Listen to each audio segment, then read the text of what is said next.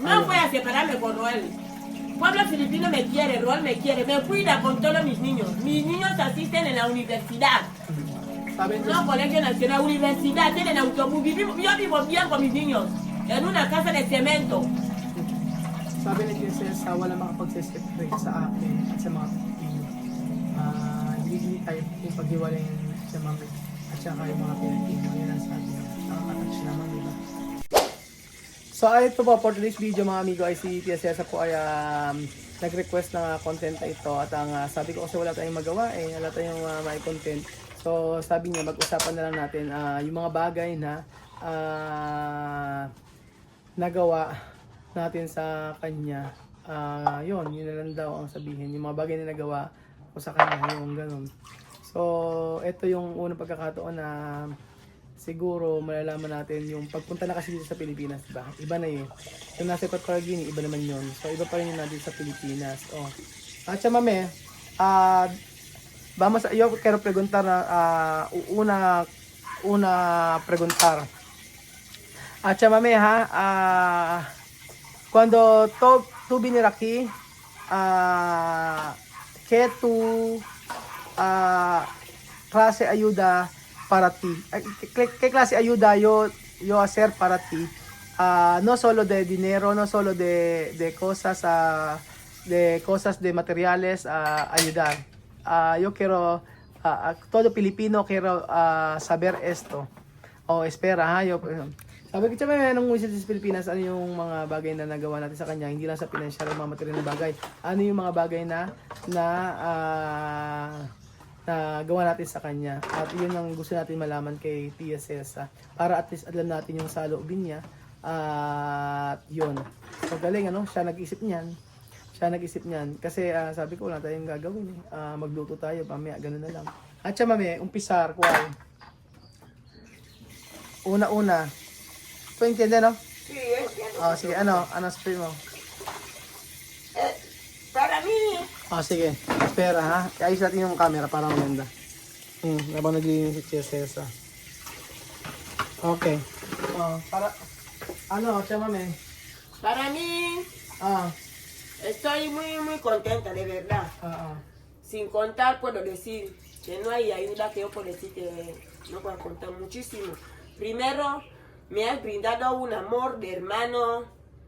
Ahora me has vuelto a demostrar lo que es un hermano, como una familia diferente. Ahora ahí hay mucho cambio. Mi vida ha cambiado totalmente, mi vida ha cambiado. Todos mis hijos, tanto en Guinea, en mi país como aquí, mi vida ha cambiado. Mucho.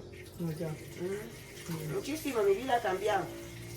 Cada día que pasa nuevas cosas yo estoy aprendiendo que no conocía. Yo no conocía muchas cosas. Yo ya era mayor así, pero no conocía muchas cosas. Pero gracias a ti ya conozco muchas cosas. La población, mucha gente ya me conocen. Ya sé dialogar con la gente, entrevistar con la gente. Es que mucha diferencia tengo ahora. Ayun, sabi niya sa mga bagay na malaking pagbabago sa buhay niya kasi nung napunta dito sila Pilipinas. Yun, yung magkaroon siya ng maraming kaibigan din, mga nakakausap dito. Yun yung isa sa ikinasasaya niya dahil sa ginawa natin sa kanya. Yung maraming pagbabago sa kanya na tumanda na siya at hindi niya alam na ganun pala yun. Ganun. Yung marami siyang natutunan, nalaman na kahit matanda siya ay ngayon pa lang niya nauunawaan. Same ng kasama ng mga anak niya. Ganon. Ano pa siya, mami? Esa diferencia, ahora la gente que me conocían antes y la gente que me ven ahora extrañan. Ellos extrañan cómo he cambiado, cómo ya llevo otra actitud, ya llevo otra vida, otra nueva. No es poco, no es poco sufrimiento, no es poco tiempo, no es poco movimiento, es cosa de coraje. Coraje significa? Coraje es decisión, es decisión. Cuando uno decide de hacer algo, lo hace con todo su corazón. En su día lo hablabas como broma, tía, mamá, te voy a llevar a mi país con mis niños para ir a estudiar. Lo has cumplido. no me has mentido de nada que me vas a traer, pero me has traído en tu país aquí. Mira cómo la gente ya me conoce, los niños ya van a clase, mis niños ya hablan inglés, mis niños ya saben tagalo, ya conocen mucha gente.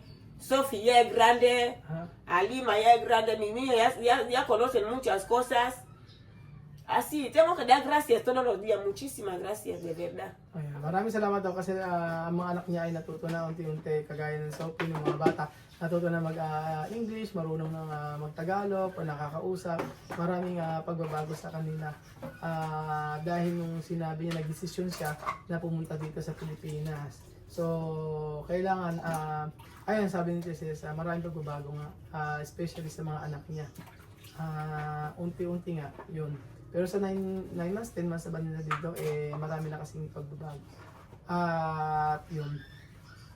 Pero kay mas cosas yo haciendo tu familia aquí.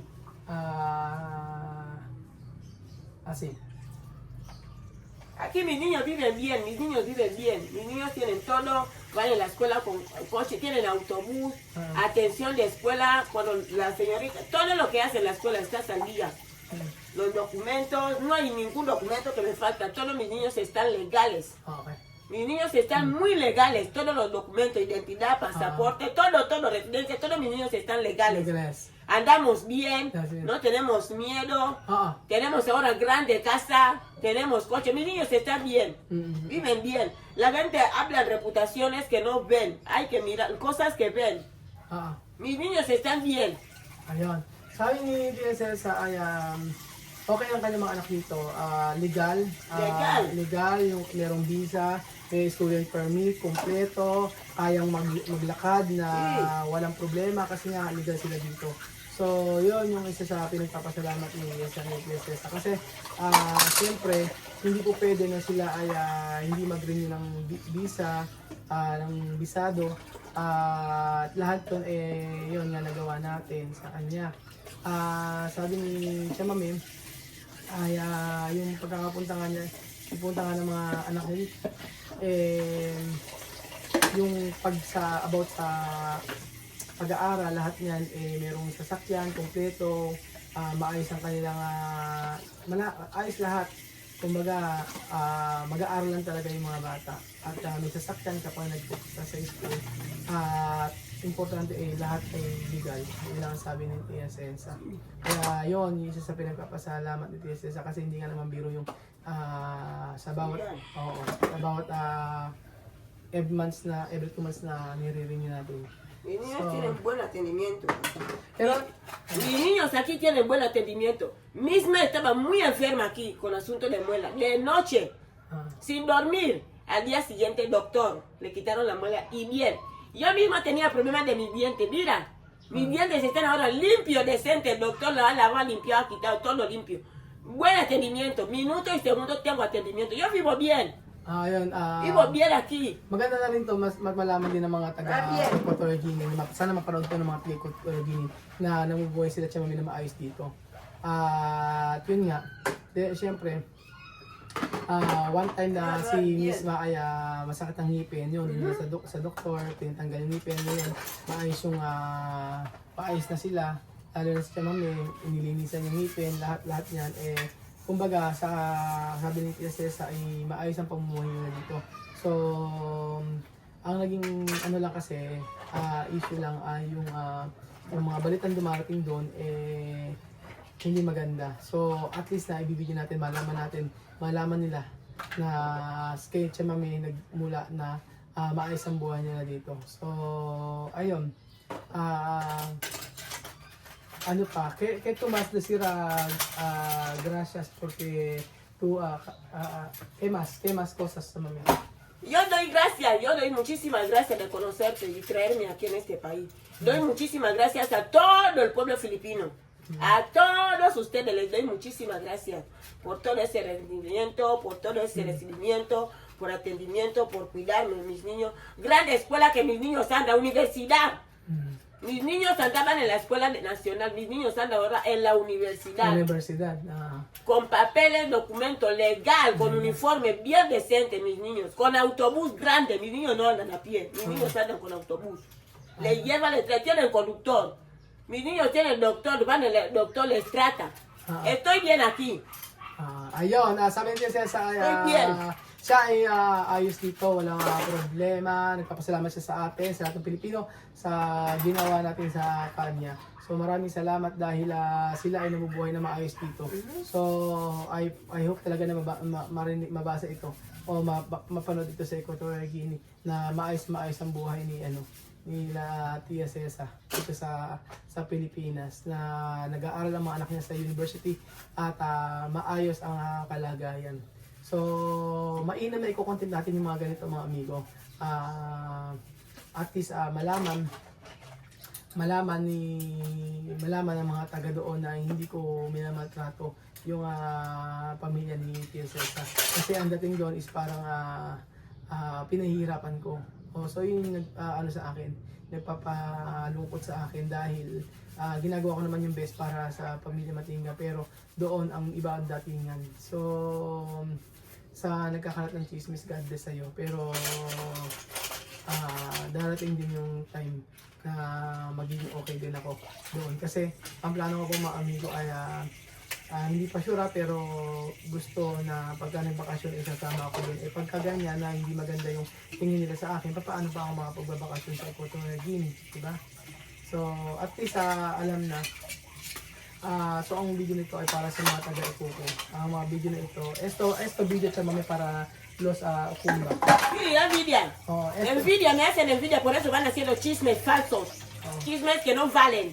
Hacen chismes de mentira, mienten. So itong sabi niya mami, ito daw mga chismes ito ay puro kasinungalingan, inggit at kaya itong video na ito ay para sa mga taga-Ecuco. Malaman nila ang sitwasyon ni Tia Cesa sa Pilipinas. Yan ang tunay. So yun na lang siguro maganda. Itong magandang itong video na ito ay para sa mga taga-Ecuco. Para malaman nyo ang talagang totoong pangyayari sa buhay nito namin. Lahat ng kumakalat na chismis ay hindi totoo. Na si Tia Mami ay minamaltrato ko, pinakatulog ko sa sahig. Ayan, yung mga ganyan.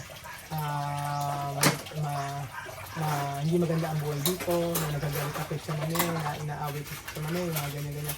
Para at least alam na itong lahat ng ito ay walang katotohanan. So ito ang mensahe ni Tia Cesa sa mga taga-Ecuco. Esto mensaje para todo Ecuco. Sí, este mensaje para todo el pueblo, mi pueblo, todos van haciendo chisme que yo vivo mal en Filipinas. Yo vivo bien. Yo vivo muy bien, que cada uno busque su vida y hablar su vida. Yo vivo bien, cada uno tiene que rezar por la mañanita, pedir a Dios por su vida. Cambiar. No para hablar con otros. No para hablar cosas que no ven. No ven. Gastar nombres. No voy a separarme con Roel. Pueblo filipino me quiere, Roel me quiere, me cuida con todos mis niños. Mis niños asisten en la universidad. No, Colegio Nacional, universidad, tienen autobús. Yo vivo bien con mis niños, en una casa de cemento. Sabi ni Tia Cesa, wala makapagse-separate sa akin at sa mga Pilipino. Hindi tayo paghiwalayin sa Mami at saka yung mga Pilipino. Yan ang sabi niya. Nakaka-touch naman, di ba? Kasi yung anak niya nag-aasa sa university at maganda yung pag-aaral. Yan ang sabi ni Tia Cesa. Nakakaano naman yung sinabi ni Tia Cesa. Wala daw makapagpapahiwalay sa amin, sa pagkakaibigan namin at saka yung pamilya niya at saka tayo mga Pilipino. So para sa mga taga-Ecuco, hayaan nyo na si Tia Mami ay mabuhay dito na kasama namin dahil mahal niya ang Pilipinas. Yun po.